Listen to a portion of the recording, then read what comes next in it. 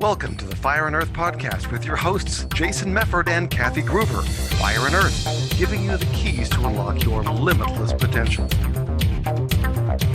Welcome to another episode of the Fire and Earth podcast. I'm your co-host, Jason Mefford. I'm Kathy Gruber. Y'all don't know what just happened before we hit record, and we're still laughing even though we're trying to compose ourselves. But anyway. Yes, we're pros. I'm Kathy Gruber, your co-host, and welcome back to another episode. Really happy to be back with you. Welcome to 2023, which does not sound like a real year. Like if you told me in high school, like something's going to happen in 2023, I'd be like, that's not real. So we're back.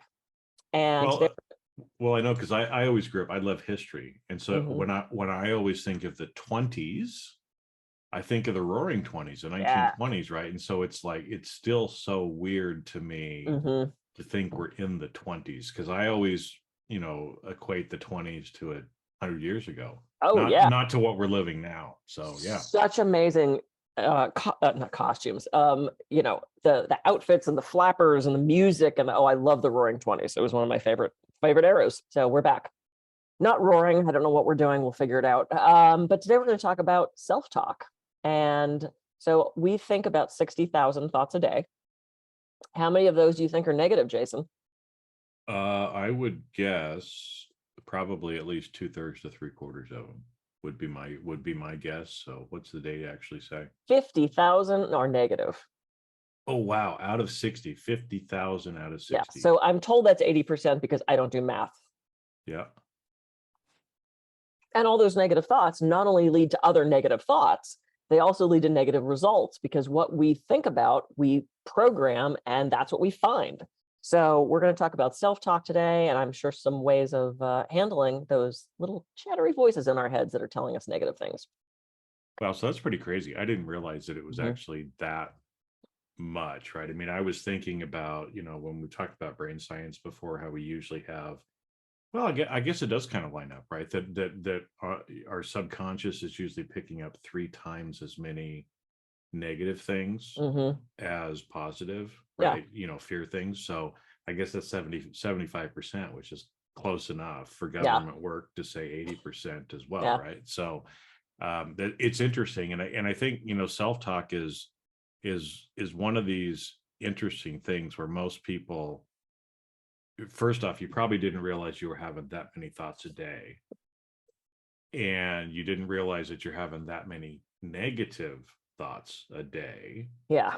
But the whole idea of self-talk, I mean, there's actually a whole modality called self-talk, right? That you can actually use, but it's so important. I think there's a couple of things that I kind of wanted to bring up before we really dive in to where I think a lot of people think we shouldn't talk to ourselves. Right. Like, you're crazy if you talk to yourself. But I like to say, well, you're crazy if you don't talk to yourself, right? Because first off, we know we're talking to ourselves anyway, right? And so yeah, how can we start using some of this self-talk or some of the thoughts and the things like that are going on in a more positive way? Because, the problem is, unless we're intentional about how we're using self-talk probably is making you go crazy, because 80% of the things are freaking you out, right? Yeah. Yep. I agree. I'm just jotting down notes because I talk about this all the time when I do my stress talks and work with my coaching clients. So let's just talk about our brain for a second. So I'm going to defend our brain. So our brain's job is to keep us safe. So our brain is constantly scanning the environment, looking for negative things that are a threat, things that could be a danger to us. And we respond quicker to negative things than positive things. Negatively valenced language triggers something in our brain faster. So if I say no or stop or don't, you're going to respond to that quicker than yay or nice shoes or hi. It's just how our brain works. Some of us are a little more suggestible to the negative stuff than others. Typically, that's the way we shoot out of the womb. Some people are just more worriers. They're just more negatively wired. A lot of that is not heredity so much, but how we're raised and what we're told when we're raised. And if we are raised to think the world is a dangerous and scary place, then we become very risk adverse. and we have a little more negative chatter going on. That was my grandmother. Like if you were 2 minutes late for dinner, she had you dead in a ditch. never considered that like there was traffic or you got stuck at work or you left the house late. Just no, you were dead. You were dead on the side of the road. That was just her brain. My mom was the same way. Everything was negative or scary. Luckily, I didn't get that as much, but no, because I was going to say, because when we were growing up, it wasn't, it wasn't like it is or has been, I think, for the last 30 or 40 years. When we grew up, you were strangers were not bad strangers, right? It's like we've been teaching kids for probably the last 30 or 40 years about stranger danger. Yeah. Right. And again, I mean, don't get me wrong, there's molesters and other crazy people that are out there. Yep. But when you and I grew up, I didn't feel like I got that belief indoctrinated in me so hard as maybe like what my kids probably did. Yep. Or others that are of their age, right? So I love talking to strangers, right? Yeah, I do too. I just find them fascinating, but it's interesting. It's probably this, and the whole negative talk and the negative view of the world has probably been indoctrinated more into a lot of the younger people. Oh yeah. Where they're probably more afraid. Yeah, even though, your grandmother and your mother were kind of like that. I mean, my mom was a little bit more anxious too in some of the ways, but I think a lot more people are probably that way now than our generation or older generations were. Sure. Oh yeah. I mean, we used to just take off. Our parents would give us like $1 and we'd walk, 1.5 miles to the 7-Eleven by ourselves. And then there's no cell phones. There was no, if we didn't come home, they were shit out of luck. They knew was we went to 7-Eleven. I mean, that's all the info they had. And that was fine, and I was like 10, 11, 12. I mean, it's not like I was a older teen at that point. Like we were younger, but we just would wander the neighborhood. We'd go out on our bikes, when the street light came on, you came home, and that was just the way it was.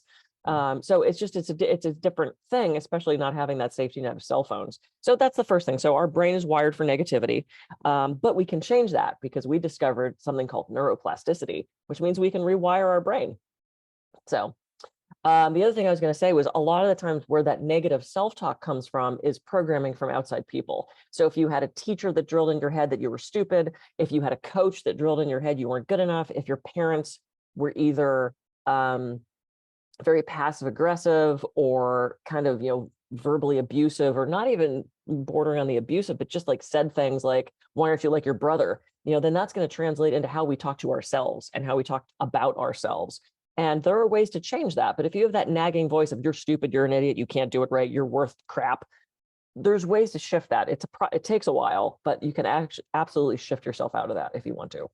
Well, it kind of reminded me of a story that one of my friends told me, where he was a good student, but it must have been, I don't know, back in like first or second grade. I mean, it was early on in his life that he didn't do well on some math test or something like that. And his teacher at the time just made a comment about, Jim, you're not very good at math. Right. And again, it wasn't, it wasn't anything malicious. Sure. I don't think that this teacher was sitting there and telling him every day that he was bad at math, that you're an idiot. Yeah, right. But for some reason, right, that kind of stuck with him.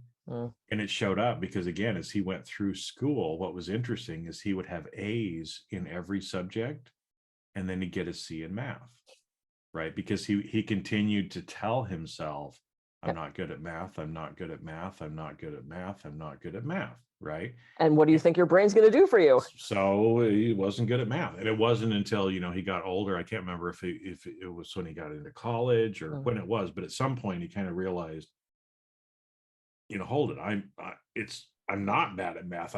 I can be good at math. Right. And so he started having some evidence of it and started kind of reprogramming that. But yeah, even something as simple as that can cause that. Or I was actually just talking with somebody yesterday.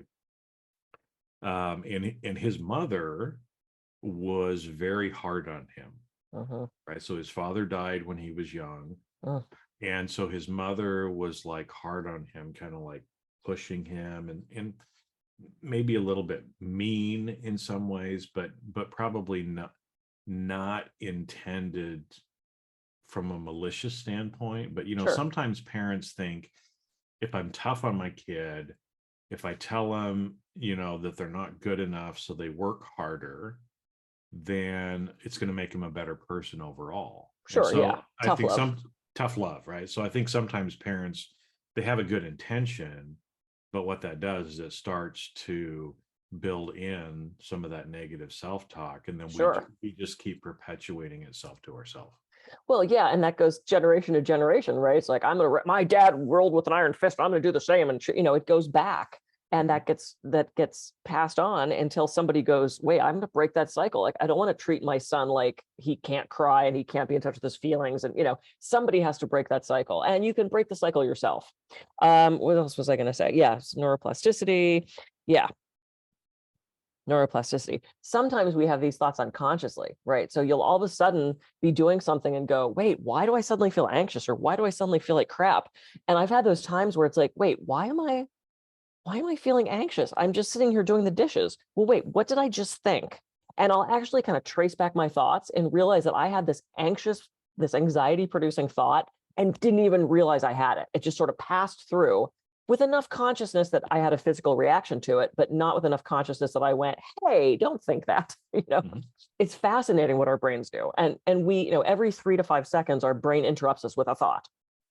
This is why meditation is so hard, because you can't just blank out your brain. That's incredibly difficult to do. And whoever said that's the key to meditation, I'd like to sit down and have a conversation with, because it's not how that works. I mean, No. even Thich Nhat Hanh, when I studied with him, said there were days he couldn't meditate because he couldn't turn his brain off. And I'm thinking, dude, you have one job, which is to sit there and meditate. So we have to give ourselves a break with that. And also, because of the way our brains work, the more we think a certain type of thought, the stronger that connection gets. That's what neuroplasticity is, right? So you think those two thoughts, there's that connection. And when you stop thinking it, the connection ceases, but there's this little like trail of dust that is sort of connected, and then the dust fades away. But the more you think that, the stronger that dust gets and the thicker that dust gets until it forms a new connection. So what fires together wires together. So the more you think that negative thought, that's all you're going to find, which is why we say we want prosperity and abundance and love and joy and health. And what we're getting is lack and fear and hardship. And because that's what we're focused on. Oh, can I do an exercise? Can I just do a quick thing with you? Well, of course. Cool. Okay, so look around I might have done this before, I don't remember, but it's so fun. Look around your room and find everything you can that's red and memorize everything that's red. Memorize everything that's red. Memorize everything that's red. Okay. Okay. Now close your eyes. Okay. And recall everything you saw that was blue. Yeah. Sorry, it's drastically unfair, I know. But that's what happens with our brains, right? If we're only focused on the negative stuff, that's all we're going to find. Yeah. The blue stuff didn't disappear. It's there. The positive, beautiful, amazing opportunities and things are around us all the time, but we're not looking for them. And that just breaks me. And I'm the same. I'm not perfect at this, but it's like I try so hard to look to the positive of situations. And sometimes there's a delay, right? You want to wallow in the shit before you look for the beauty, which is also human nature. But if you can shift your focus, and that's what really this is about, shifting your focus to the positive stuff, everything's going to start to change. Well, and I think because that's where, again, I think if we go back, like you said, 60,000 thoughts a day, every 3 to 5 seconds, and most of them are subconscious, right? Most of them are negative. And most of them are negative, right? So again, like you said, when you had your example of washing the dishes and all of a sudden something came in, right? So again, maybe something that people who are listening right now can kind of think to themselves, right? When you do something that you didn't want to do, when you make a mistake, what's the first thought that goes through your mind? Is it something like, bad Jason, or, oh, that was stupid, You're an or idiot. I'm so stupid, I'm an idiot, I'm a whatever, right? So when you make a mistake, what's the first kind of thought that comes into your mind? Right. And again, we're not gonna stop it right away. but like you said, if we shift focus, if we shift our awareness, so that when you make a mistake and I say, oh, Jason, that was so stupid, I catch myself Mm-hmm. and I say, so I don't know, something like mistakes are a part of life and I'm stronger because now I know how to do it better. Yeah. What a great opportunity for me to learn something. Because Yeah. but you did you walk the first time that you tried to as a baby? Oh, of course I did, because that's the kind of baby I was. Yeah. I didn't. I'm a loser, You apparently. didn't? No, I fell down a lot. Right. And could you imagine if, like, the first time we tried to stand up and walk, we just went, oh, well, I'm never gonna fucking do that. And we just stopped. We'd all be slithering around like snakes. We wouldn't be able to stand. No one would be walking around, which might be better for our backs. But I have these arms, but I can legs, but I can't use them. terrible for the shoe industry, right? I mean, so like we have to have that failure, and success is not a straight line. It's that, up and down. It's this convoluted path to get what you want, and so much of it is mindset. And I'm a huge NFL fan. And when that field goal kicker is looking at those uprights and there's 2 seconds left and they're down by 2 and he's going to win the game, I hope he's visualizing that ball going through and he's thinking, I got a field goal, I got a field goal, I got a field goal, as opposed to, oh, I hope I don't fuck this up, and oh, this is going to be a nightmare and the guys are going to hate me and I already missed one this game. And, if he's thinking that, I know it's like when they hit the upright, because there were a few of the games this last weekend too. Yes. It's like, oh my gosh, right? I mean, you make 3 field goals in the game and you miss the one and you hit the right one. So, same thing when he's looking up there. Is he looking right down the middle, like visualizing where the ball's going to go? Or did he say to himself, he looks up and he sees the right side of the goalpost. He's like, I better not fucking hit that. Yep. Boom, Boom. doinks it off the side. So it's interesting. And like you said, right? So when you start becoming aware of it, just start trying to replace it, right? And one thing that I do, and again, so I'm just curious, this is something that I do, and again, I don't know if it's necessarily, I think it's probably based in some science as well, but you as a hypnotist, I mean, you might know too, right? But the idea is when I try to do that, or when I'm trying to reprogram something, again, I think we've talked about I am statements and the positive. We've talked about that before on the podcast.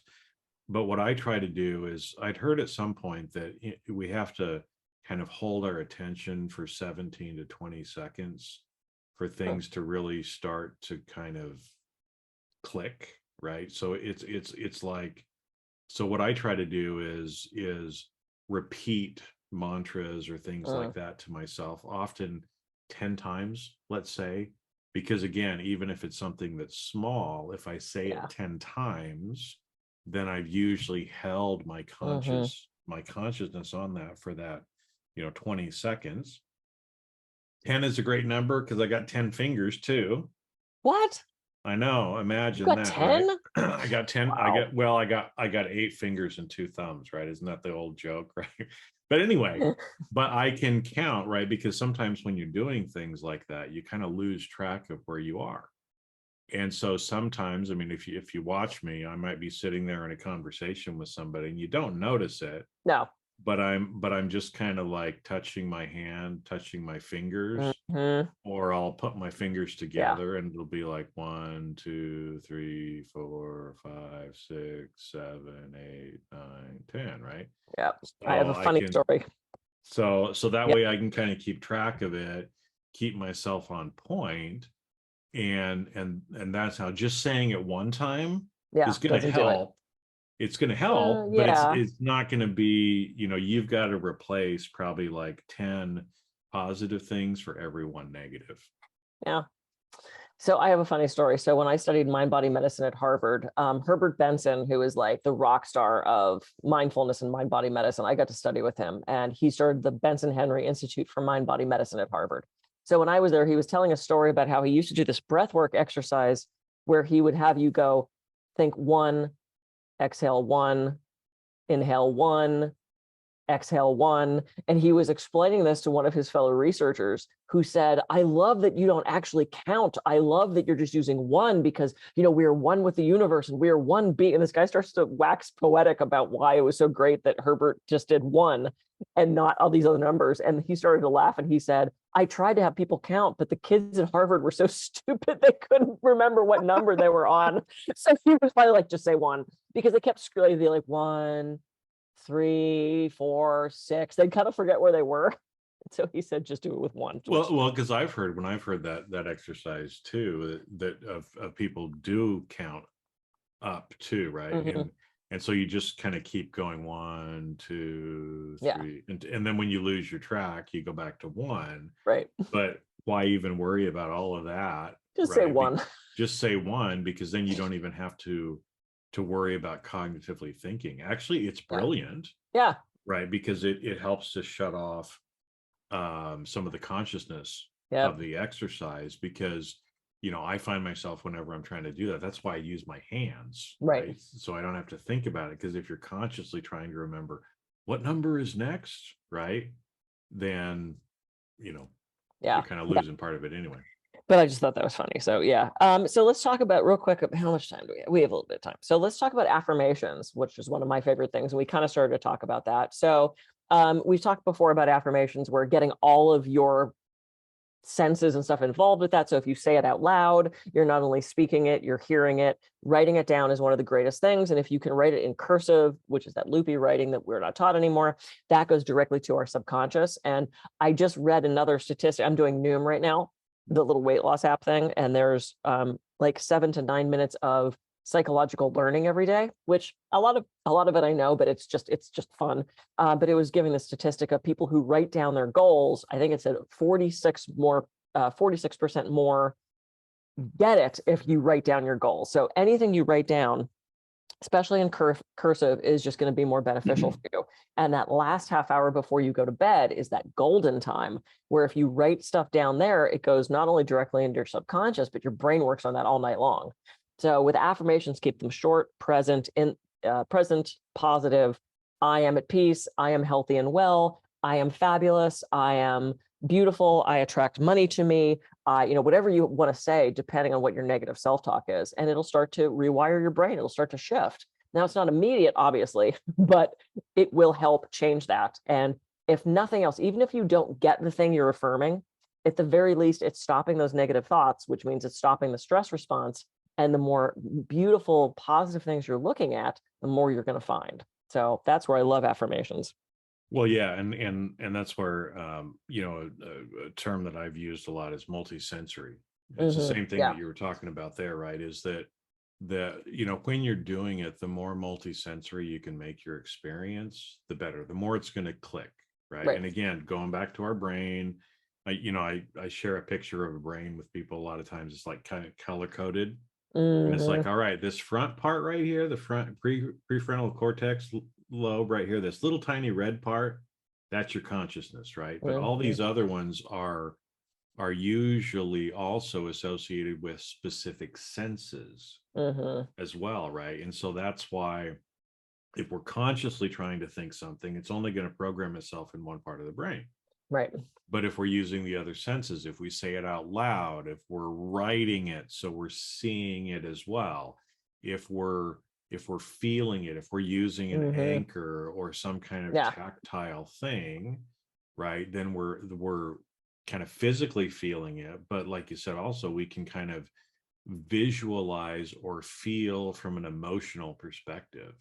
Right. So if you're saying I'm healthy and well, I'm healthy and well, I am healthy and well, right? As you're saying that, if you're seeing yourself, triumphantly crossing the finish line of a marathon or, whatever it is, right? If you're kind of visualizing or feeling, hey, what would it feel like if I, won the Super Bowl, since we were talking about football before, right? How would I feel if I won the Super Bowl? What kind of elation would I feel? Right.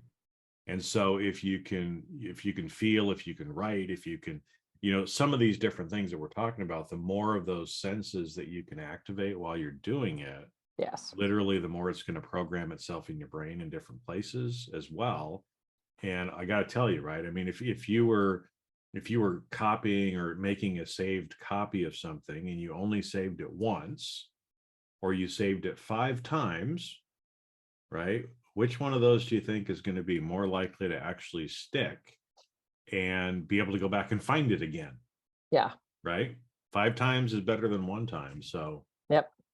Yeah, absolutely. Yeah. So that's, and that's one of my favorite things, the affirmations, and going with that is visualization, because the brain can't tell the difference between what we're thinking about and dreaming about and fantasizing about, or what's actually happening. So if we think really negative stuff, it's going to put us into a stress response. And we're going to, this is why when we dwell on the past, we can actually relive those things. And that to a certain extent is PTSD, but on steroids, right? Where we're constantly reliving that negative thing.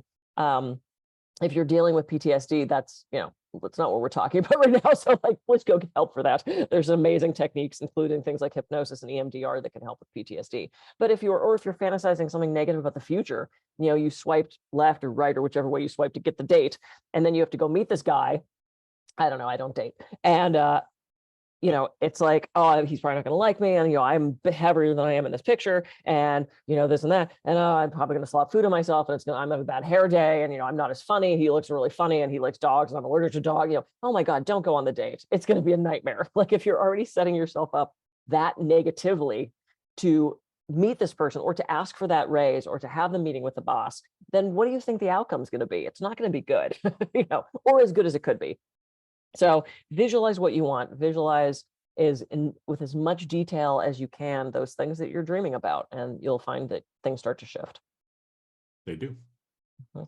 They do. And what you kind of touched on before, the whole idea of neuroplasticity. Yeah. I mean, that's only a concept that's been around for, I don't know, 20 years, maybe. Yeah. 20, 30 years, maybe. Yeah. We thought the brain was fully formed at 27 or something like that. Yeah. And so, that to me, that gives hope as well, right? Because again, a lot of people, would live their life thinking, well, that's just the way I am. You can't teach an old dog new tricks and all those different things, but you can teach an old dog new tricks, right? And so, doing this, becoming more conscious of some of the negative self-talk, replacing it with some better things, visualizing it more, including more of your senses to it. Slowly we can, start changing that and start rewiring your brain, literally. And again, you don't have to believe us, but there's plenty. I mean, Kathy and I have done it. And plenty of research. I know lots of people, and there's lots of scientific research behind it too. So, you can do it. If you want to. Yep. Absolutely. Cool. Well, this is great. Everybody start doing shifting your self-talk. The first part of that is noticing. So notice the self-talk and shift it where you can. Affirmations, visualization, all that stuff's great. Bring all your senses in. And I'm Kathy Groover. I can be reached at kathygroover.com. And I'm Jason Mefford. I can be reached at jasonmefford.com. We'll catch you on the next episode. Have a great week. See ya. See ya.